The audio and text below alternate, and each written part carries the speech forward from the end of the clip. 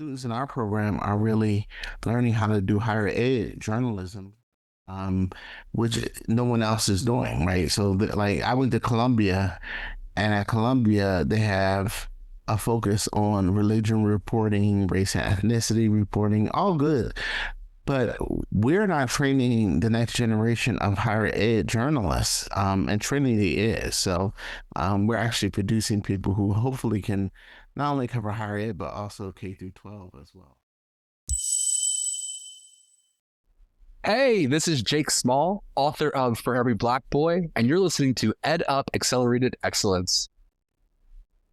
This episode of Ed Up Accelerated Excellence is supported by the 2.0 conferences to be held in Las Vegas, Nevada, April 7th through 9th, 2026. Business leaders, educators, healthcare experts, marketing and tech professionals, and founding entrepreneurs are welcome to take part. Reserve your space today and receive a 15% discount courtesy of Ed Up Accelerated Excellence with the code EDUPXE15OFF. That's EDUPXE15 off. Check the show notes for more information or learn more and register online at the2conf.com. That's the2conf.com with the code EDUPXE15OFF. Are you an educational leader or organization seeking innovation or just a new perspective? Then look no further. Accelerated Excellence Consulting is dedicated to offering support to educational leaders and their organizations to meet their full potential for excellence. Services include strategic planning and problem solving, continuous improvement expertise in areas such as assessment and accreditation, and professional development, empowering leaders, individuals, and groups for personal growth for organizational excellence. To learn more, find us online at xeconsulting.org. That's xeconsulting.org. Welcome to EdUp Accelerated Excellence, the podcast for the advancement of educational excellence and equity. And our guest today is Dr. Jamal Watson. He is an award-winning journalist. I know him from his work at Diverse Issues in Higher Education, but I also want to let you know that he was recently named one of the top public influential educators by the RHSU Ed Scholars Public Influence Rankings, and that comes from the work of Rick Hess. So, Jamal, congratulations on your influence ranking. And he's also the author of the upcoming book, The Student Debt Crisis, published by Broadleaf Books, as well as he's working on a manuscript, which is the biography of the Reverend Al Sharpton. So, Jamal, welcome to the show, and will you introduce yourself to the EdUp Accelerated Excellence community, giving voice to your name? Yeah, thanks so much, Jacob. Glad to be here and excited to be with your listeners. Jamal Watson, as was mentioned, executive editor of Diverse Issues in Higher Education magazine, writing about issues of access and opportunity in higher ed. But I'm also a professor and associate dean at Trinity Washington University, where I oversee our graduate programs there. Trinity, many people may not know, was founded in the late 1800s by women. Because so many women could not go to Catholic university. And so the Sisters of Notre Dame decided to start a women's Catholic college. Today is co-ed, although undergrad is primarily women, but it's been a joy to teach there with a mission around social justice. Yeah, thank you for that, Jamal. Trinity is a great place. Your provost, Dr. Carlota Ocampo, has been on the show, and I've worked with her on Middle States reviews. A really wonderful person. So welcome to the show, Jamal. Let's just get right into it. I want to thank you for joining us, primarily for an episode or rounding out our series on media and marketing. So as you mentioned earlier, you are a journalist. What drew you to the love of this field. And I'm asking because I'm thinking about journalism as a form of building relationships with communities. So what drew you to this world of journalism, and how has it been a vehicle for building relationships? Yeah, no, that's a great question. I mean, I think from the time I was maybe 7 or 8, I wanted to be a journalist. And later, someone explained journalism to me like this. He said that journalism is a form of justified nosiness. It's a form of justified nosiness. You've got to be curious about the world. And as a kid, I was one of those curious kids, right? I was always asking, well, why is that this way? And why is it that way? And this doesn't make quite a lot of sense. And so when I was thinking about what I wanted to do, journalism just seemed like it was a profession that allowed me to ask questions, to get answers, to dig deeply, to dig more deeply. And I love to write and I love to read. And so it just made sense. And so when I went to middle school, I started our school newspaper in middle school. And then in high school, we didn't have a school newspaper. And so I started that as well. And then when I went to college, I went undergrad to Georgetown University. I was the first Black editor of the Georgetown Hoya, which was our college newspaper. Started in 1929. They did not get their first Black editor until the 1990s, which is interesting. But nevertheless, I'm happy that there have been so many other Black editors who have come after me. And that was an exciting opportunity to lead that publication. So I think for me, it was a sense of journalism had the opportunity to be able to right wrongs. It had the opportunity to hold people accountable. I think I came out of a family that was very interested in social justice, equity issues, civil rights movement, and all of that. And so it just seemed to me that coming out of that tradition, I wanted to uphold the opportunity of being able to question people and to deliver answers for the most vulnerable in society. And so that's what I've tried to do throughout my career. Yeah, I really like that idea of curiosity and tied to how do you then support or lift up communities that may not have a voice or as strong of a voice or access, as you mentioned earlier about diverse issues, and creating pathways for folks. So I really appreciate that. Yeah, and every day is different, right? And so you learn from these really smart people who can teach you. So I always explain to students and others that my job as a journalist is almost like being in graduate school, because every day I'm talking to people much smarter than me, but who have the ability to teach me something new about a different subject and to be immersed in that. And that's been really fascinating. Yeah. So it expands you, and hopefully it expands others through your work. Yeah. We're kindred in that regard. I feel that way every time I meet a guest like yourself who illuminates an issue more deeply than I probably am able to with current situations. And so I always appreciate it. So, and I appreciate you for sharing that. So let's talk a bit about diverse issues. You've held several roles, editor-in-chief, you've been a writer, a managing editor. But I have to say, I do appreciate the work that Diverse Issue does. From my perspective, I think it's a unique lane. But from your perspective as an editor, now you're achieving what is that value proposition that you're putting out in the world? Yeah, so, just in terms of background history, many will know this, but we started off in 1984 as Black Issues in Higher Education. And we wanted to put a public spotlight on the conditions of Black students, Black faculty, Black staff, not just at predominantly white institutions, but also at historically Black colleges and universities as well, and higher ed in general. And then, as you know, there became challenges to using terms like Black, right? And so these affirmative action cases came down.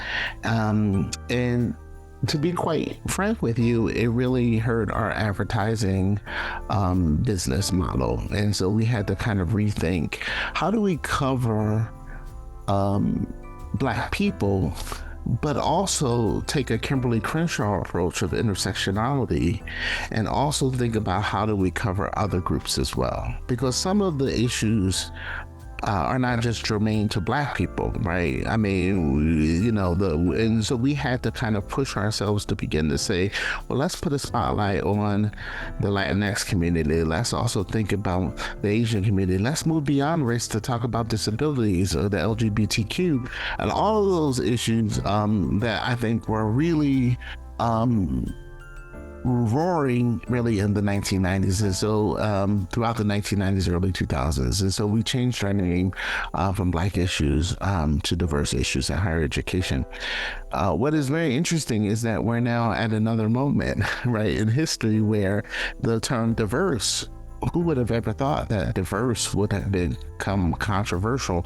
But there are discussions that are happening within our camp about how are we able to maintain our identity and at the same time deal with the inevitability that DEI, diversity, equity, inclusion, has come under attack, and so it's presented some challenges. If I'm going to be very honest with you, with institutions who love our work, who support our work, but who may not be able to advertise with us because of our name, and so those are conversations that are happening. But one of the things I think we've been able to do is stand on the basic principle that our job is to write about not just from a reactionary point of view of things that are happening from Washington, D.C. and how institutions are grappling with those, but to try to provide a forum for best practices, right? To show other institutions how some colleges and universities are happening to get things right.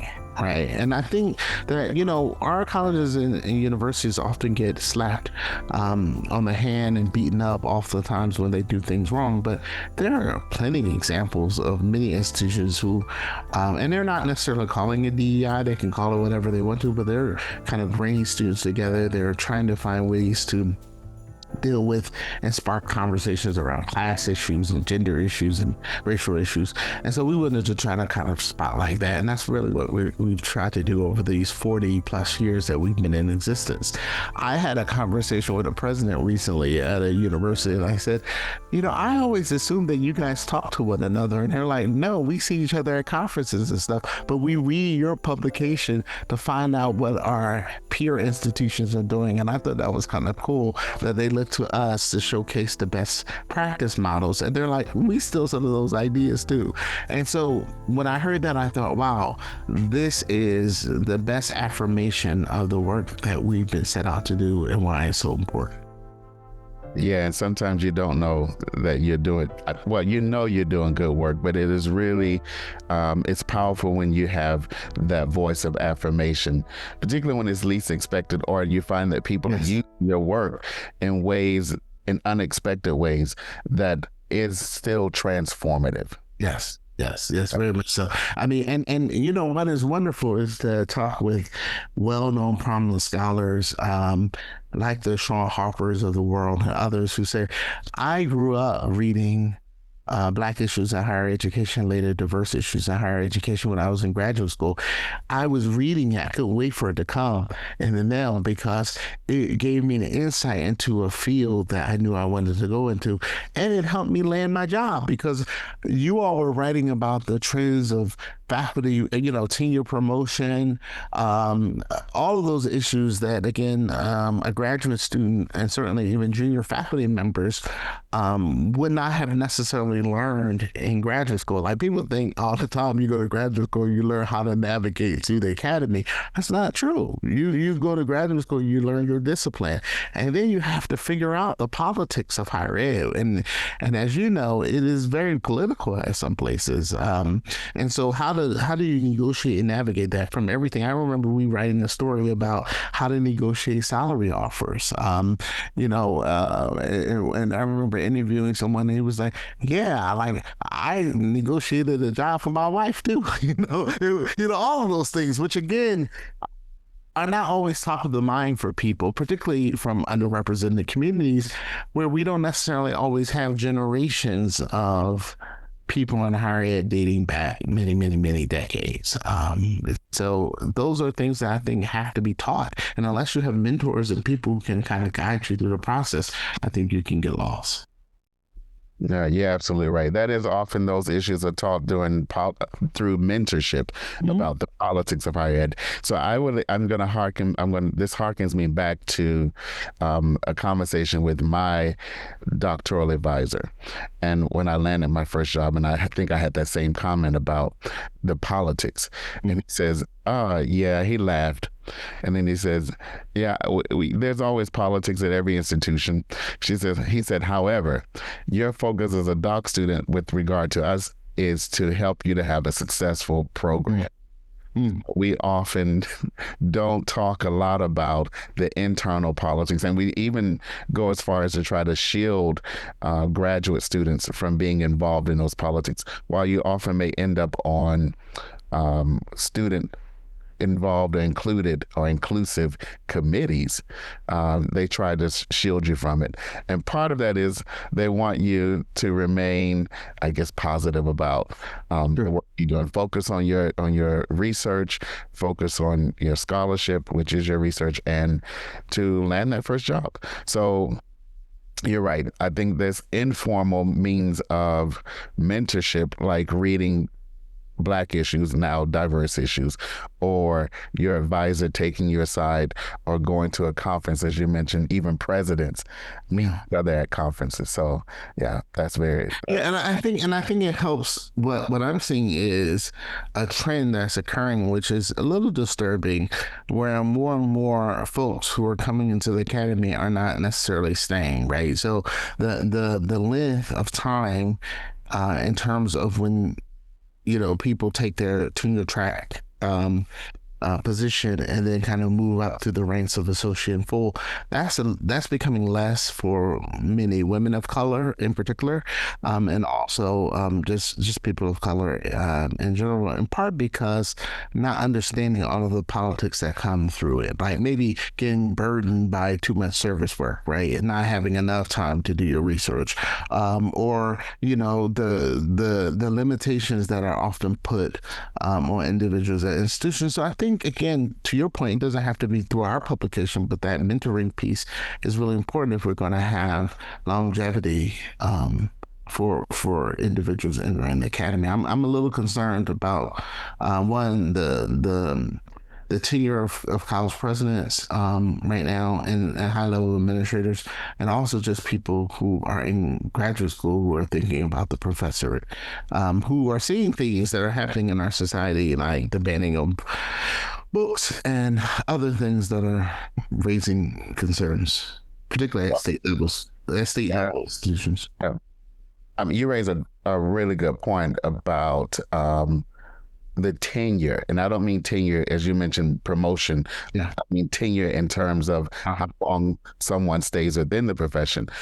We do know that there's a crisis and teacher shortage, particularly among males of color, but teachers of color in general, and retention in K-12.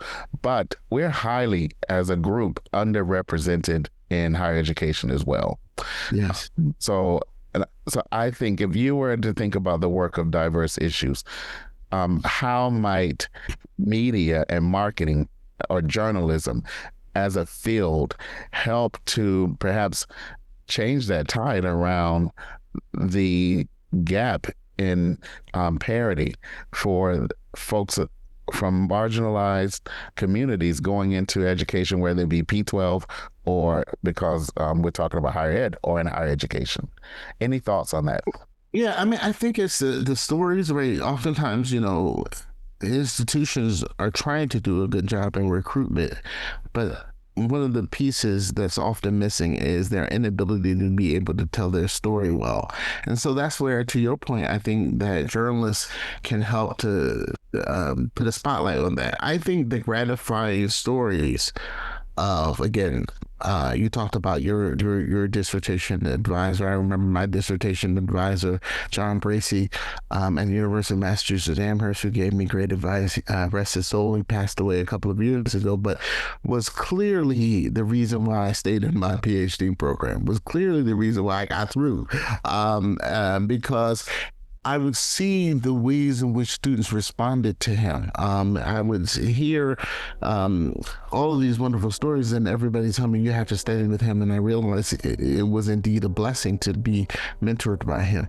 And so I think there is value. What I mean, there's all of the negative things that are often associated with teaching, both K to 12 and higher ed, pay, all those things. I think there are some quite joy. One of the things for me is the focus on the really cool things about higher ed. I always tell students when I talk to them who are thinking about what they might want to do, and they even as young as like middle school or elementary school, when they say, well, what do you do for a living? I say, well, it depends on every day is a different day, and because in their minds, very little sixth graders, they think you go in and you do the same thing every day, and I'm like, no.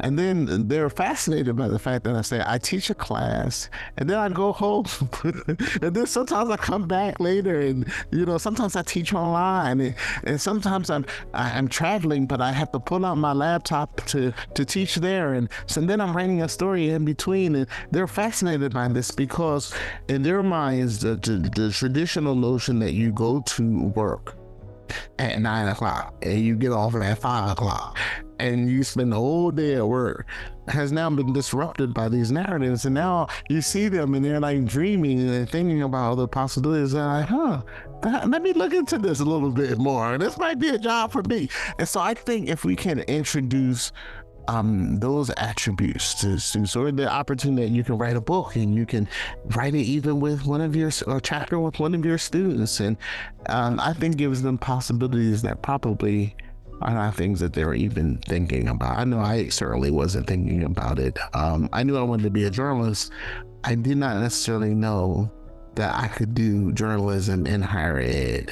And I can do a whole bunch of other things too. And so I think what we need to do is redefine what work means, that the traditional notions of our grandparents, or my parents. My mother stayed in her job for 40 years. My father, the same. And they did the same thing, and they were happy. It's just what they did. But that certainly has not been my experience. It won't be for my son, who's 12 years old.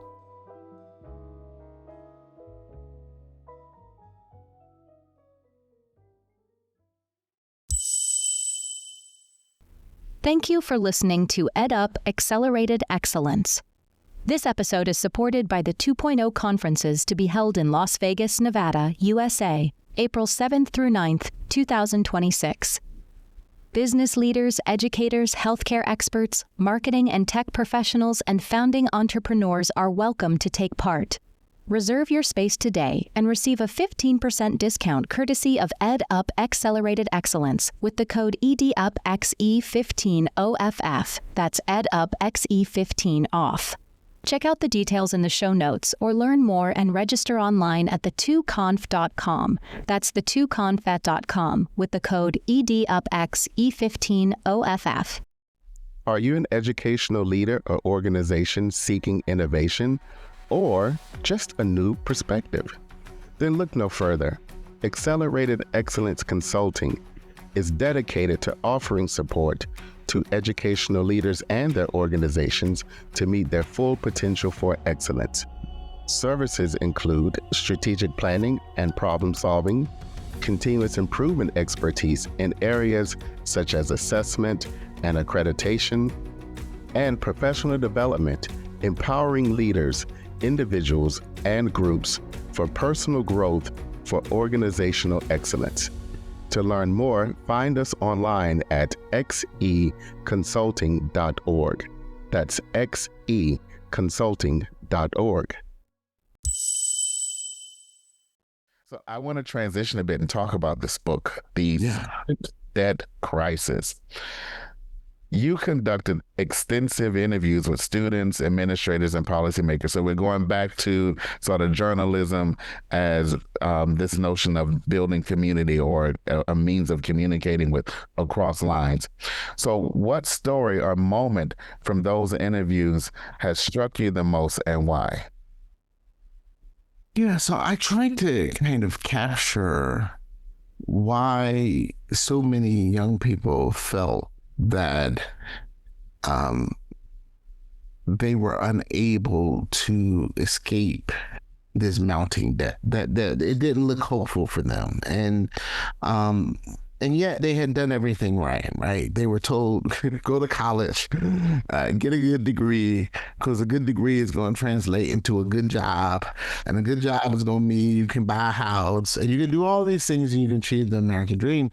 And what I found was that so many of the young people that I had talked to enjoyed their college experience, but felt like they were not fully immersed in that experience like I was.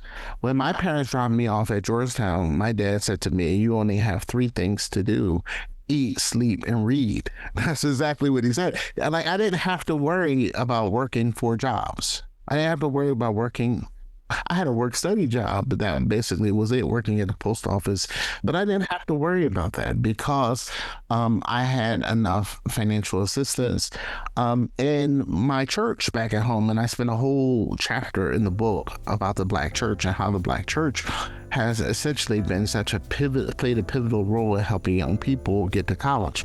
Right before the Sunday before I went to college, my church like basically collected an offering for me, took all the money. They even go in the back and counted it, put it in a trash bag. It was like, here you go. And we got home and it was like thousands of dollars. I mean, basically that they had given to me. And I remember my parents teaching me that you have to take a piece of this, put it away in your account. This is to pay for your books, that kind of thing.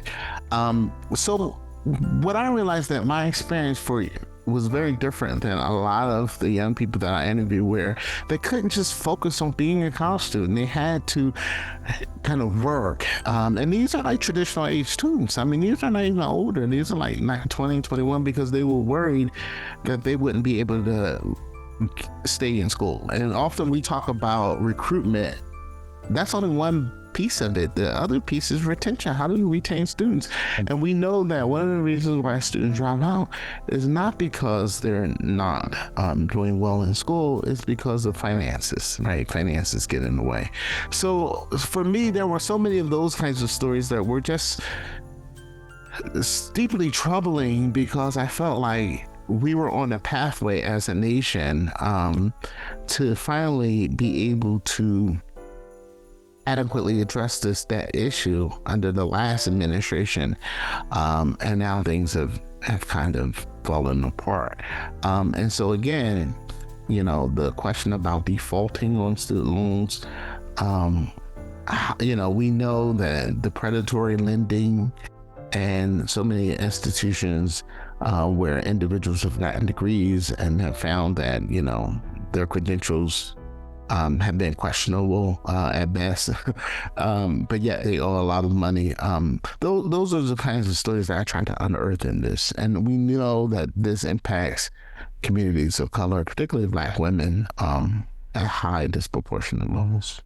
So I argue in the book that we should treat student debt as a civil rights issue, right? Which, if you think about it, Dr. King is killed April 4th, 1968 in Memphis. And why is he killed in Memphis? Because he was there rallying the garbage workers, the sanitation workers. He understood the economic issues, right, of the day.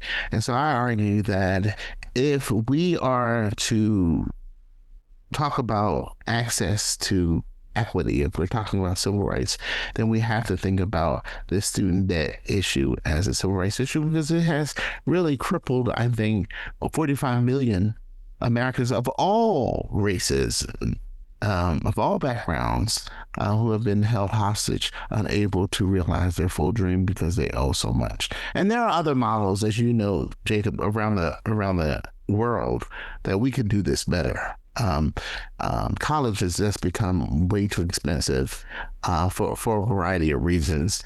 And again, the ROI on it, I still think college is very important, and I would encourage people to go to college for sure. But again, what I was able to unearth is these stories of people saying, I've just not been able to find a job, I've not been able to, and yet these loans are still piling up, and I'll never be able to get from underneath them. Think about the debt. There's a promise to repay. However, the student loan system itself cannot control for the conditions of the market.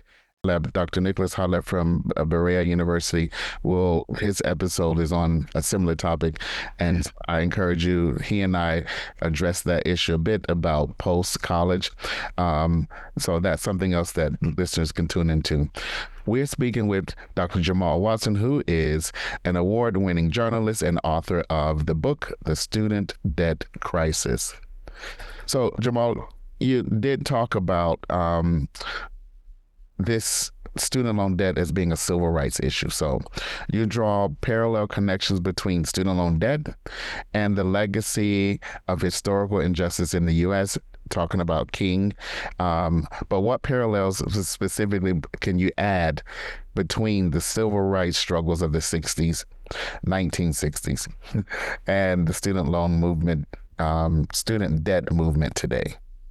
Yeah, so the first thing is to think about like the civil rights movement having created, really for the first time, the Black middle class in this country, right? I mean, one could argue that for sure, that the rates of Black people being able to attend Black colleges, also predominantly white colleges, but to earn degrees, to be able to move for, in the case of many, the first generation moving out of the sharecropping, Jim Crow South, to be able to be professionals and to advance.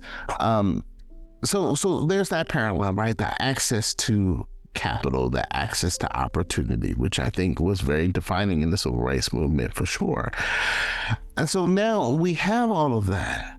But yet the financial burdens of being able to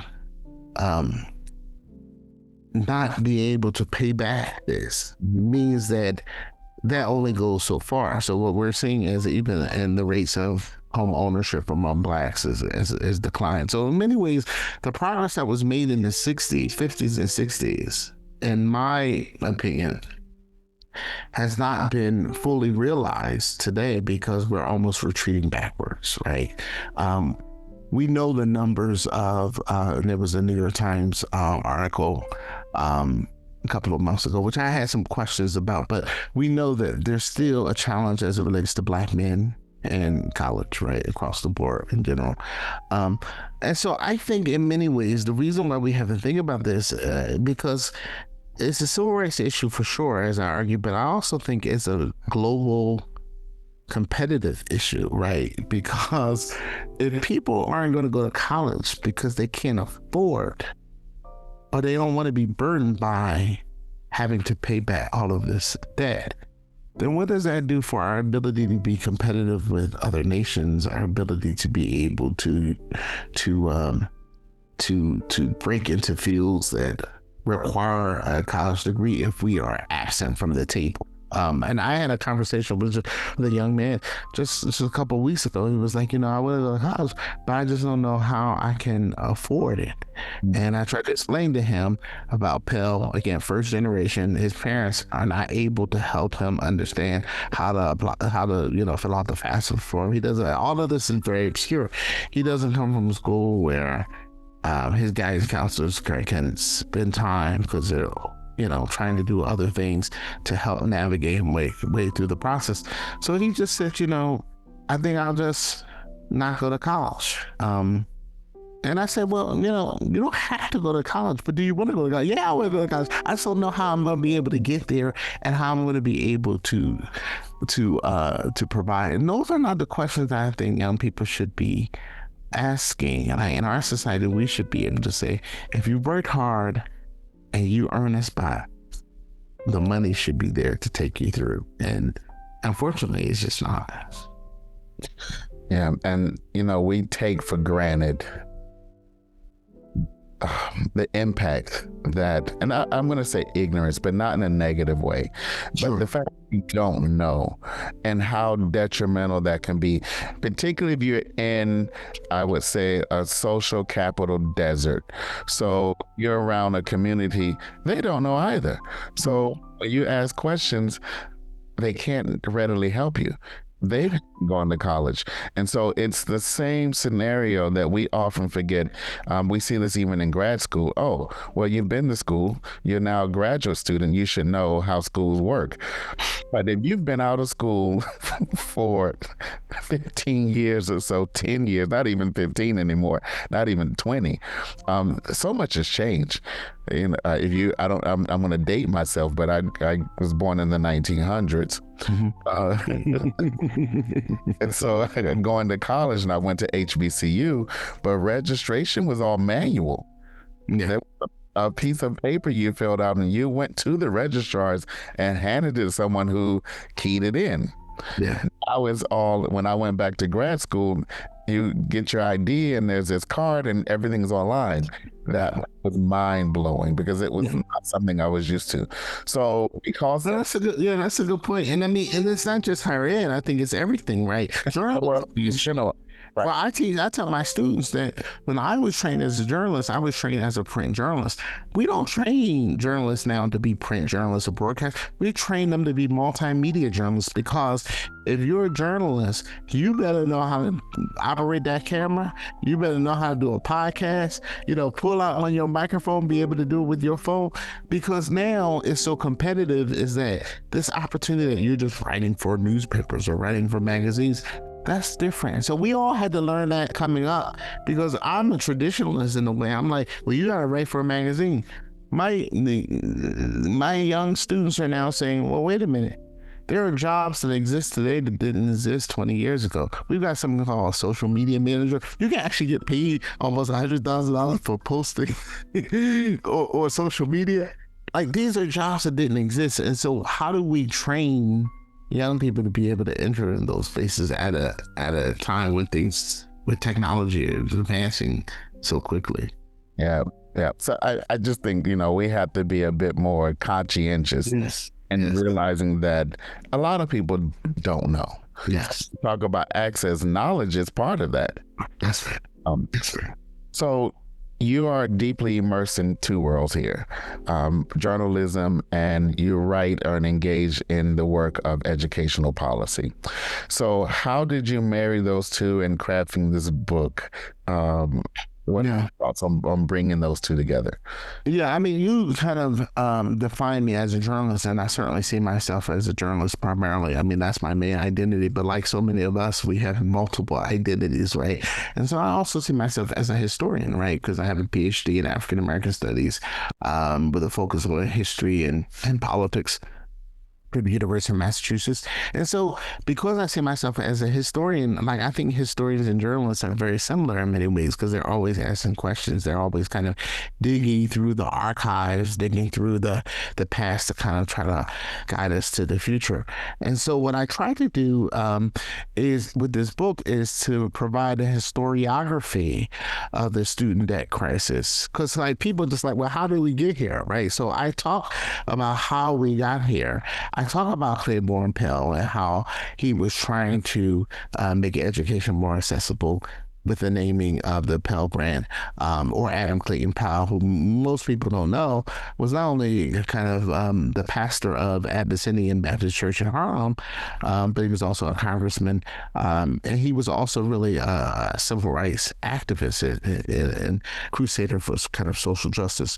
So what I try to do is, in the book, is to lay out the history, but I tried to write it in a journalistic way. I didn't want it to be inaccessible to people. And so I tried to write it like, in many ways, like a news article, right? Like, so that if people could read it and that they could feel comfortable with it, that I didn't get caught up in the academic jargon And also what I wanted to do was offer some solutions, right? Because oftentimes, and this is my frustration with going to conferences sometimes, is that we go to these convenings and they lay out all of the problems, and there's no plan for action. Like, what are we going to do next? And so what I suggest is that some tangible solutions, and I'm not going to tell you those because I hope you read the book, but there's some solutions in the book of what I think people can do to put our country back on the right path,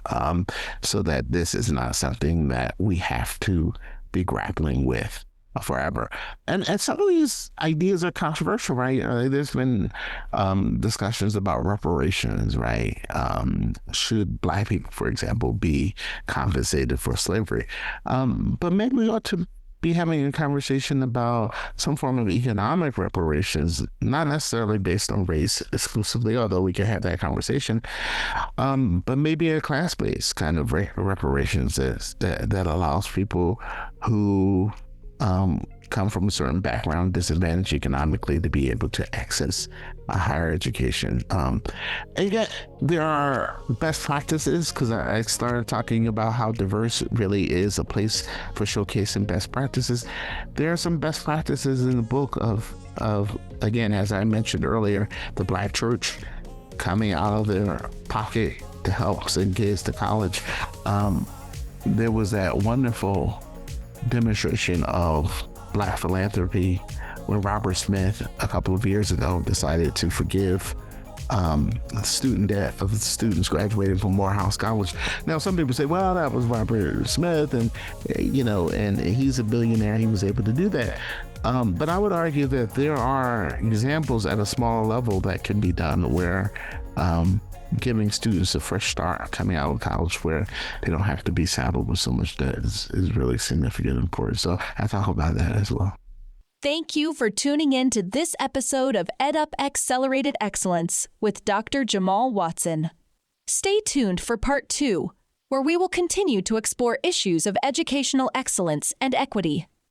Jamal will share more insights into the roles of media and student debt in higher education from his vantage point as an author, scholar, professor, and editor of diverse issues in higher education. Thank you for engaging with EdUp Accelerated Excellence, a member of the EdUp Experience Network of educational podcasts. You can find this and other episodes on Spotify, iHeartRadio, Apple Radio, and other outlets where you listen to your favorite podcasts. If you like this episode, don't forget to follow us and share within your network. To leave a comment or suggest a guest, contact us online at edupxe.com.